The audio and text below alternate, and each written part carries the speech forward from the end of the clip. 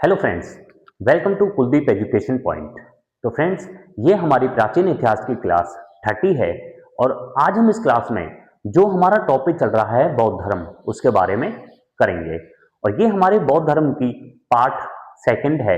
इससे पहले हमने बौद्ध धर्म की हमारी जो प्रीवियस क्लास थी उसमें बौद्ध धर्म के आरंभिक जीवन के बारे में पढ़ा था, कैसे बौद्ध धर्म को ज्ञान प्राप्त हुआ था, कौन सी नदी पर हुआ था और उसको बौद्ध धर्म में क्या कहा जाता है।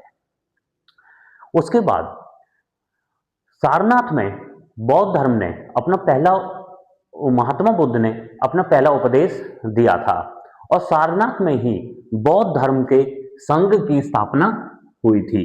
बौद्ध धर्म के संघ की स्थापना आपकी सारनाथ में हुई थी। संघ मतलब बौद्ध धर्म के लिए एक विद्यालय के रूप में बनाया गया था कि कौन इसमें प्रवेश कर सकता है और संघ का भिक्षु या भिक्षुणी बनने के लिए क्या क्या शर्तें होंगी।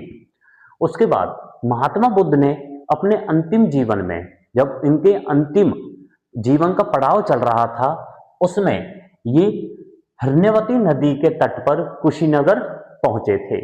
महात्मा गांधी अपने जीवन के अंतिम पड़ाव पर हिरण्यवती नदी के तट पर, कुशीनगर स्थान था, ये कुशीनगर में रहते थे अपने जीवन के अंतिम समय में। उसके बाद महात्मा बुद्ध का जो मृत्यु हुई थी, इनकी मृत्यु 483 ईसा पूर्व में हुई थी, जब ये आपके 80 वर्ष पे थे। महात्मा बुद्ध का जन्म 563 में लुम्बिनी नामक स्थान पर हुआ था और इनकी मृत्यु 483 ईसा पूर्व में, जब महात्मा बुद्ध 80 वर्ष के थे, तो ये इनकी मृत्यु हुई थी। और इनकी मृत्यु को बौद्ध धर्म में महापरिनिर्वाण भी कहा जाता है। महापरिनिर्वाण का मतलब है महात्मा बुद्ध की मृत्यु। उसके बाद महात्मा बुद्ध ने कुशीनगर जब ये पहुंचे थे, तो कुशीनगर में महात्मा बुद्ध ने अपना अंतिम उपदेश दिया था और इन्होंने अपना अंतिम उपदेश कुशीनगर के परिव्राजक सुभद्रु को दिया था। तो महात्मा बुद्ध ने अपना अंतिम उपदेश सुभद्रु को दिया था। उसके बाद आता है कि महात्मा बुद्ध की मृत्यु कैसे हुई थी। तो महात्मा बुद्ध की मृत्यु का जो कारण था वो था कि जब ये कुशीनगर में पहुंच गए थे, तो कुशीनगर में एक चुंद या चंद कुमार के द्वारा भोजन में सुअर का मांस खिलाने से महात्मा बुद्ध की मृत्यु हुई थी। मतलब चुंद ने महात्मा बुद्ध को धोखे से सुअर का मांस खिला दिया था, इसी वजह से महात्मा बुद्ध की मृत्यु हुई थी। और महात्मा बुद्ध की मृत्यु के बाद जो महात्मा बुद्ध के अवशेष थे, उन अवशेषों को 8 स्थानों पर रखा गया था या 8 स्थानों पर बांट दिया था महात्मा बुद्ध के अवशेषों को। वो 8 स्थान हैं कि महापरिनिर्वाण के बाद, महापरिनिर्वाण शब्द दिया गया है महात्मा बुद्ध की मृत्यु को, तो महात्मा बुद्ध की मृत्यु के बाद 8 स्थानों पर इनके अवशेषों को रखा गया था, जो थे आपके लिच्छवी वैशाली नगर में। मतलब वैशाली के जो लिच्छवी था, उनके शासनकाल में इनको रखा गया था। दूसरा आता है आपका शाक्य कपिलवस्तु। जब शाक्य कुल से, महात्मा बुद्ध एक क्षत्रिय कुल था, शाक्य कुल, और कपिलवस्तु नामक स्थान पर इनका जन्म हुआ था, तो वहां पर इनके मृत्यु के अवशेषों को भी रखा गया था। उसके बाद आता है आपका कोलिया रामग्राम में। फोर्थ आता है आपका ब्राह्मण वेदपीठ में, और फिफ्थ आता है मोरिया पिपल्लीवन में, और छठा आता है मल कुशीनगर में, जहां इनकी मृत्यु हुई थी। सातवां आता है बुली अल कप में, और आठवां आता है अजातशत्रु मगध में। मगध शासन जब चल रहा था, तो उसमें जो हर्यंक वंश था, हर्यंक वंश का जो दूसरा राजा था अजातशत्रु, तो अजातशत्रु के शासनकाल में ही महात्मा बुद्ध की मृत्यु हुई थी, और इनके ही शासनकाल में मगध में आपके महात्मा बुद्ध के अवशेषों को रखा गया था। ये 8 ऐसे स्थान हैं जहां पर महात्मा बुद्ध की मृत्यु के बाद उनके अवशेषों को रखा गया था। उसके बाद जो कुशीनगर है आपका उत्तर प्रदेश में है, और जहां पर महात्मा बुद्ध की मृत्यु हुई थी जब ये 80 वर्ष के हो गए थे 483 ईसा पूर्व में। तो कुशीनगर आज के समय में, कुशीनगर की जो पहचान होती है आज के समय में, वो आपकी पूर्वी उत्तर प्रदेश के देवरिया जिले के कसिया नामक गांव से की जाती है। मतलब जहां पर महात्मा बुद्ध की मृत्यु हुई थी कुशीनगर में, उस कुशीनगर को आज के समय में आपके उत्तर पूर्वी उत्तर प्रदेश के देवरिया जिले के कसिया नामक गांव से पहचान की जाती है। उसके बाद आते हैं कि महात्मा बुद्ध ने जो उपदेश दिए थे, या महात्मा बुद्ध के ग्रंथों में ऊंच नीच, अमीर गरीब व स्त्री पुरुषों के बीच कोई भी भेदभाव नहीं किया जाता था। मतलब महात्मा बुद्ध कोई भी भेदभाव नहीं करते थे, चाहे वो जाति के लिए हो या लिंग के आधार पर हो या अमीर गरीब के आधार पर हो। महात्मा बुद्ध कोई भी आपका भेदभाव नहीं करते थे। उसके बाद आता है कि महात्मा बुद्ध ने पंचशील सिद्धांत का वर्णन, कि महात्मा बुद्ध के जो पंचशील सिद्धांत हैं, वो पंचशील सिद्धांतों का जो उल्लेख मिला था वो आपका छांदोग्य उपनिषद में मिला था। छांदोग्य उपनिषद आपका जो हमारे 4 वेद हैं, 4 वेदों में से जो हमारा सामवेद है, सामवेद का जो उपनिषद है छांदोग्य उपनिषद, इस उपनिषद में महात्मा बुद्ध के पंचशील सिद्धांतों का वर्णन मिला था। उसके बाद आते हैं कि ये जो पंचशील सिद्धांत हैं ये कौन कौन से हैं। ये पंचशील सिद्धांत हैं कि सबसे पहला जो सिद्धांत है वो है आपके पराये धन का लोभ नहीं करना। मतलब जो दूसरों का धन है उस पे लोभ नहीं करना, उसकी लालच नहीं होनी चाहिए, दूसरों के धन की लालच नहीं होनी चाहिए। ये महात्मा बुद्ध ने अपने पहले सिद्धांत में कहा है। दूसरा सिद्धांत आता है हिंसा। महात्मा बुद्ध ने ये कहा है कि मनुष्य को हिंसा से दूर रहना चाहिए, लड़ाई झगड़े से दूर रहना चाहिए, किसी को भी मारना नहीं चाहिए। उसके बाद आता है तीसरा सिद्धांत। महात्मा बुद्ध ने तीसरा सिद्धांत दिया है कि मनुष्य को नशे से दूर रहना चाहिए, उसे किसी भी प्रकार का नशा नहीं करना चाहिए। फोर्थ जो सिद्धांत दिया है वो है आपका झूठ नहीं बोलना, कि मनुष्य को झूठ नहीं बोलना चाहिए। उसके बाद आता है फिफ्थ, दुराचार से दूर रहना, मतलब गलत चीजों से दूर रहना। तो ये थे महात्मा बुद्ध के द्वारा दिए गए 5 सिद्धांत, जो हैं आपके पराये धन का लोभ नहीं करना, हिंसा से दूर रहना, नशे का सेवन नहीं करना, झूठ नहीं बोलना और दुराचार से दूर रहना। उसके बाद आता है कि महात्मा बुद्ध ने जैसे बताया था कि बौद्ध संघ की स्थापना हुई थी सारनाथ में, बौद्ध संघ की स्थापना हुई थी सारनाथ में, और सारनाथ में आपका प्रवेश लेने के लिए कुछ शर्तें होती थी और सारनाथ की कुछ विशेषताएं भी हैं, जैसे कि बिना जाति या लिंग भेद के सारनाथ उसमें संघ में प्रवेश करने के लिए किसी भी जाति के आधार पर भेदभाव नहीं किया जाएगा, वो चाहे किसी भी जाति का हो उसको प्रवेश मिलेगा। दूसरा था लिंग भेद, मतलब लिंग के आधार पर चाहे वो आपकी मनुष्य हो या वो आपके पुरुष हो या महिलाएं हो, उनको प्रवेश दिया जाएगा। फिर था आपका गृहस्थ जीवन, मतलब जो आपका गृहस्थ जीवन है 25 वर्ष से 50 वर्ष की आयु तक जो मनुष्य का गृहस्थ जीवन रहता है, गृहस्थ जीवन का त्याग करना पड़ेगा।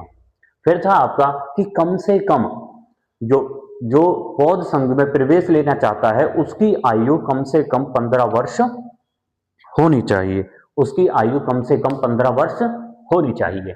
फिर आता है कि जो प्रवेश लेना चाहता है उसे अपने माता पिता से अनुमति लेनी पड़ेगी, जब तक उसके माता पिता नहीं चाहेंगे वो प्रवेश नहीं ले सकता, उसे अपने माता पिता की परमिशन की जरूरत पड़ेगी।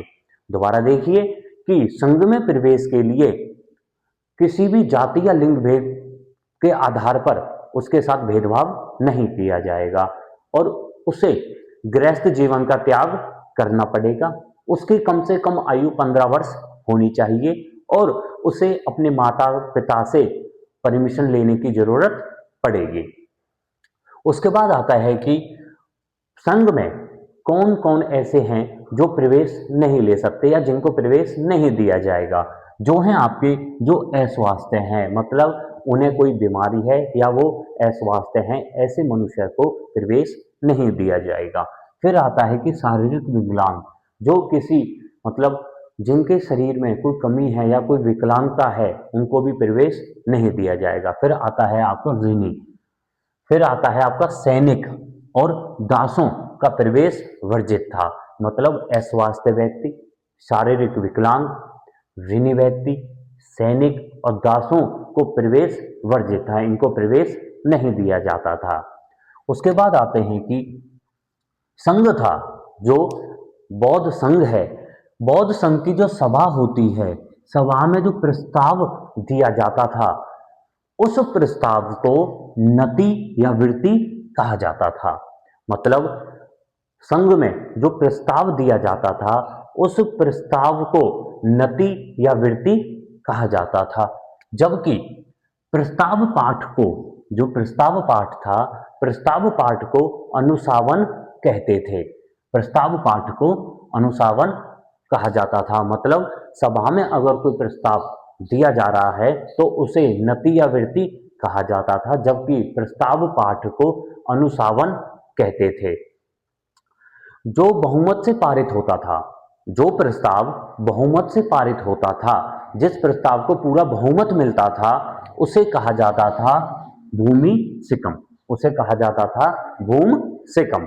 उसके बाद अगर किसी प्रस्ताव पर मतभेद हो जाता था, किसी प्रस्ताव पर मतभेद हो जाता था, तो उस मतभेद के लिए मतदान किया जाता था। मतलब मत विभाजन करना होता था कि कौन इस प्रस्ताव के पक्ष में है और कौन इस प्रस्ताव के विपक्ष में है। उसके बाद आता था कि संघ की सभा में, संघ की सभा में जो बैठने की व्यवस्था करता था, जो अधिकारी सभा में बैठने की व्यवस्था करता था, उसको कहा जाता था आसन प्रजापक, उसको कहा जाता था आसन प्रजापक। आसन प्रजापक वह अधिकारी होता था जो सभा में बैठने की व्यवस्था किया करता था। उसके बाद आता है कि संघ के लिए, संघ की सभा के लिए, संघ की सभा को शुरुआत करने के लिए आपके कम से कम कितने न्यूनतम उपस्थित होने चाहिए या उसका कोरम क्या था, तो उसका कोरम था 20 सदस्य। जिस प्रकार से आज के समय में लोकसभा में 1/10 सदस्यों का कोरम होना चाहिए लोकसभा की सभा के लिए, उसी प्रकार से बौद्ध धर्म की जो संघ की सभाएं होती थी, उनके लिए जो न्यूनतम कोरम होता था वो होता था आपका 20 सदस्य। उसके बाद आता है कि अगर किसी विशेष अवसर पर, अगर किसी विशेष अवसर पर भिक्षु या भिक्षुणियों में कोई धर्म वार्ता, मतलब किसी विशेष अवसर पर जो भिक्षु होते थे, जो भिक्षुणी होती थी, उनके बीच में कोई धर्म वार्ता होती थी, कोई धर्म वार्ता करते थे वो, तो उन्हें कहा जाता था उपोसथ, उन्हें कहा जाता था उपोसथ। उसके बाद आते हैं कि संघ में प्रविष्ट होने के लिए या संघ का सदस्य बनने के लिए, जब कोई व्यक्ति संघ में प्रविष्ट हो जाता था या संघ का सदस्य बन जाता था, तो उसको उपसंपदा कहा जाता था। मतलब अगर वो संघ का सदस्य बनने के लिए एलिजिबल हो जाता था या संघ का सदस्य बन जाता था या संघ में जो डिपार्टमेंट थे उनका सदस्य बन जाता था, तो उसको कहा जाता था उपसंपदा, कि ये उन संपदा का सदस्य बन गया है। उसके बाद आता है कि जो व्यक्ति, संघ में एक शर्त थी कि गृहस्थ जीवन का त्याग करना पड़ेगा, और जो व्यक्ति गृहस्थ जीवन का त्याग करता था जो व्यक्ति गृहस्थ जीवन का त्याग करता था उसको कहा जाता था परिव्रज्य, उसको कहा जाता था परिव्रज्य। उसके बाद परिव्रज्य कहलाता था, और परिव्रज्य परिव्रज्य ग्रहण करने वाले को परिव्रज्य ग्रहण करने वाले को श्रम नेर भी कहते थे। मतलब गृहस्थ जीवन का त्याग करने वाले को परिव्रज्य कहते थे, और परिव्रज्य को अपनाने वाले को, परिव्रज्य ग्रहण करने वाले को श्रमनेर भी कहा जाता था। उसके बाद आता है कि श्रमनेर किसी, जो श्रमनेर होता था, जो अपना गृहस्थ जीवन त्याग दिया, उसको श्रमनेर कहते थे। और श्रमनेर किसी आचार्य से शिक्षा प्राप्त कर लेता था। श्रमनेर किसी आचार्य से शिक्षा प्राप्त कर लेने के बाद उमसपदा या भिक्षुपदा का अधिकारी बन जाता था। मतलब शिक्षा प्राप्त करने के बाद वह उमसपदा व भिक्षुपदा का अधिकारी बन जाता था। उसके बाद आता है कि श्रमनेरों के लिए, मतलब गृहस्थ जीवन त्याग कर दिया और उसके बाद उन्हें श्रमनेर कहते थे। और श्रमनेरों की जो न्यूनतम आयु होती थी, श्रमनेरों की जो न्यूनतम आयु होती थी वो होती थी आपकी 15 वर्ष। 15 वर्ष। दोबारा देखिए, संघ का सदस्य बनने के लिए न्यूनतम आयु 15 वर्ष होनी चाहिए। अगर वो 15 वर्ष में अपना गृहस्थ जीवन त्याग कर संघ का सदस्य बनना चाहता है तो 15 वर्ष के बाद उसे शिक्षा लेनी होगी, और उसे शिक्षा जब तक नहीं मिलती तब तक वो संघ का सदस्य नहीं बनेगा। और श्रमनेर बनने के लिए कम से कम न्यूनतम आयु कितनी होनी चाहिए? 20 वर्ष होनी चाहिए। उसके बाद श्रमनेरों के लिए कम से कम 10 शिक्षाओं का पालन करना पड़ता है, जिसे शिक्षा पद भी कहा जाता है। मतलब श्रमनेरों के लिए शिक्षा ग्रहण करने के लिए कम से कम न्यूनतम आयु 20 वर्ष होनी चाहिए और 10 शिक्षाओं का पालन करना पड़ता है, और जिसे शिक्षा पद भी कहा जाता है। उसके बाद आते हैं कि बौद्ध धर्म के दो बौद्ध धर्म के जो अनुयायी होते थे, जो बौद्ध धर्म को मानते थे या बौद्ध धर्म को जो अपनाते थे, बौद्ध धर्म का पालन करते थे, वो आपके 2 वर्गों में विभाजित थे। बौद्ध धर्म के अनुयायी आपके 2 वर्गों में विभाजित थे। पहला था हमारे जो देखा भिक्षु और भिक्षुनिया, मतलब भिक्षु और भिक्षुनिया आपके प्रथम वर्ग था। उसके बाद आता है आपका दूसरा वर्ग, जो था आपका उपासक या उपासिकाएं। उपासक जो आपके पुरुष होते थे, उपासिकाएं जो आपकी महिलाएं होती थी, उन्हें उपासिकाएं कहा जाता था। उपासक व उपासिकाएं कौन होती थी? उपासक और उपासिकाएं आपकी वह होती थी जो गृहस्थ जीवन में रहकर बौद्ध धर्म को मानने वाले को उपासक या उपासिकाएं कहते थे। मतलब उन्हें गृहस्थ जीवन त्याग करने की जरूरत नहीं थी, जो अपने गृहस्थ जीवन में रहते हुए भी बौद्ध धर्म का पालन करते थे, जो बौद्ध धर्म को मानते थे, उनको आपका उपासक या उपासिकाएं कहा जाता था। दोबारा देखिए, भिक्षु और भिक्षुकाएं वह होती थी जो संघ का सदस्य बनती थी, जो अपने गृह जीवन को त्याग कर देती थी। वो जब शिक्षा प्राप्त कर लेती थी तो उन्हें भिक्षु या भिक्षुकाएं कहा जाता था। परंतु आपके जो उपासक होते थे और जो उपासिकाएं होती थी, ये अपना गृहस्थ जीवन त्याग नहीं करती थी। गृहस्थ जीवन में रहते हुए भी ये बौद्ध धर्म को मानने वाले जो होते थे, उन्हें आपके उपासक या उपासिकाएं कहा जाता था। उसके बाद आता है कि बौद्ध भिक्षु, जो बौद्ध भिक्षु होते थे वो अपनी दैनिक प्रथाओं में, मतलब जो रोजमर्रा की प्रथाएं होती थी, इनकी जो डेली की प्रथाएं होती थी, उन प्रथाओं में जो आपके उच्चारण करते थे वो थे आपके बुद्ध शरण गच्छामि का उच्चारण किया करते थे और धम्म शरण गच्छामि का उच्चारण किया करते थे। उसके बाद आता है कि संघ में शामिल होने के बाद जब मनुष्य संघ का सदस्य बन जाते थे या संघ में शामिल हो जाते थे, तो संघ में शामिल होने के बाद सदस्यों को, जो संघ के सदस्य हैं, उनको इंद्रिय निग्रह, अपरिग्रह, धनहीनता व श्रद्धा का संकल्प लेना पड़ता था। मतलब अगर संघ का सदस्य है तो उसको इंद्रिय निग्रह, अपरिग्रह व श्रद्धा का संकल्प लेना पड़ता था। उसके बाद आते हैं कि बौद्ध धर्म के 3 अंग हैं। बौद्ध धर्म के 3 अंग हैं या बौद्ध धर्म के 3 रत्न हैं, जिन्हें हम बौद्ध धम्म व संघ भी कहा जाता है। जिन्हें हम बौद्ध धम्म व संघ भी कहा जाता है। उसके बाद आपका संघ ये भी आता है और ये भी आता है। उसके बाद बुद्ध के निर्माण के, जब बौद्ध धर्म का निर्माण हुआ था तो बौद्ध धर्म के निर्माण के 200 वर्ष बाद, बौद्ध धर्म के निर्माण के कम से कम 200 वर्ष बाद जो अशोक सम्राट था, अशोक सम्राट ने बौद्ध धर्म ग्रहण किया था। मतलब बौद्ध धर्म के कम से कम 200 वर्ष बाद सम्राट अशोक ने बौद्ध धर्म अपनाया था। और सम्राट अशोक ने जो बौद्ध धर्म अपनाया था वो बौद्ध धर्म आपका उपगुप्त के कहने पर अपनाया था। मतलब उपगुप्त के कहने पर सम्राट अशोक ने बौद्ध धर्म अपनाया था।